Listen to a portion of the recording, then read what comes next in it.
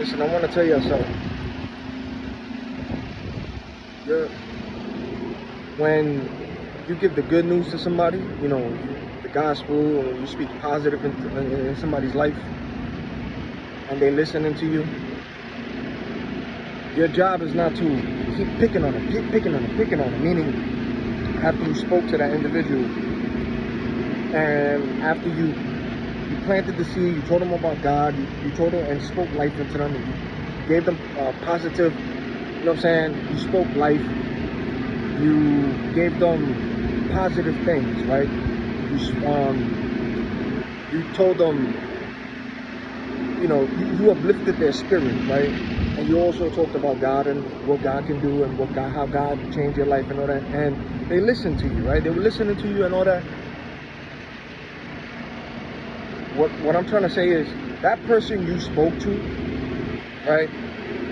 Let's say if you bump into them again, and you can and you see them still living how they living and doing what they're doing after you spoke, your job is not to hound them and look at them and disgust them. You know what I'm saying? Like, be like, come on, man, I already told you about God. Like, what are you doing? Like, that's not your job. That's God's job, man. God's job is the one. The seed was planted. You keep it moving. You're not supposed to keep staying around them and keep trying to put that in their mind. You spoke what you spoke. You spoke the life into them. And at the same time, if they're continuing to do what they're doing, that's okay. Let God do what God's going to do in their life. The seed was already planted, just like you. You are still a work in progress too, right? God chose you, woke you up, showed himself to you, and gradually started, you know what I'm saying, working in your life. Through your ups, through your downs, through your mistakes as well. So, and don't even look at that person when you see them doing these mistakes after you spoke to them and discuss the judging like, no, because you ain't perfect either. You feel me? So just like how you still a work in progress, that person is a work in progress, and God is going to do what God is going to do in their life. The seed was already planted.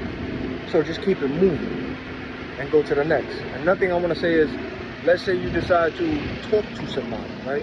Or there's a conversation and this person, as you talking, and then you mention God, Yeshua, positive things. And at first the conversation is good. The seed is already planted after you said that. When you start seeing that person is telling you all of a sudden, because their spirit's getting bothered, but the words was already planted, the seed, oh, I don't want to hear it no more. Get it. It's time for you to go. Leave me alone. Get away from me. Get away. Get away. Move away. Just walk away. Don't just stay there. Don't still continue the conversation. No, just, okay, walk. The seed is already planted. Just keep moving. Your job is not to force it on people. Your job is not to keep forcing on that same person. No. Another thing I want to tell you is, let's say when you speak to somebody, pay attention to when you're talking to somebody and they're listening, but pay attention to how the enemy uses and sends somebody for them. Also to monitor you, to listen to what you're saying, but also sending an agent into their life because of what they're still doing. So let's say somebody's a crackhead or a drug and doing drugs, right? And you're having this private conversation with somebody. All of a sudden, out of nowhere, during this conversation, here comes a distraction. But the distraction is for them, not for you. For you, it's just to monitor and listen. The distraction is for them, to keep them away, right? So they're going to send another druggie or another person just like them, walking up to them out of the blue and trying to encourage them to do more drugs with them or take more drugs, or still talk to them in your face like, hey, come on. You know what I'm saying? The temptation and doing things for them as you talking to that person about God and about things. That's how you see it in the spirit, the distraction, the sin. You know? So you got to pay attention to these things too. Confirmation. So peep that, man. Because there's always going to be a distraction when you're speaking to somebody, man. Always. The enemy's always going to send somebody for that person not to hear it. Either it's one, it don't matter who you're talking to, where you're talking to. You could talk to somebody in the staircase.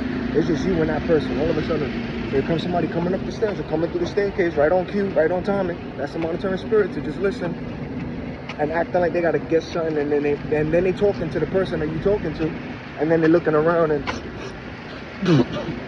doing what they're doing. That's why you see what you see, especially even if it's outside. amongst crowds or groups of people, or if there's a message for one specific person and they're around a whole bunch of friends, the enemy's gonna use the people around them to not hear the message. This is why you be seeing people trying to pull that person away. Nah, don't listen to that. Come on, let's keep going. Let's go. Pull them away. It be like that, yo. It be like that. Remember, it's not physical, it's spiritual. This battle's not against flesh and blood, man. So God be assigning and sending people. Best believe the devil does the same thing. Assignment, sending people too. Getting real out here, man.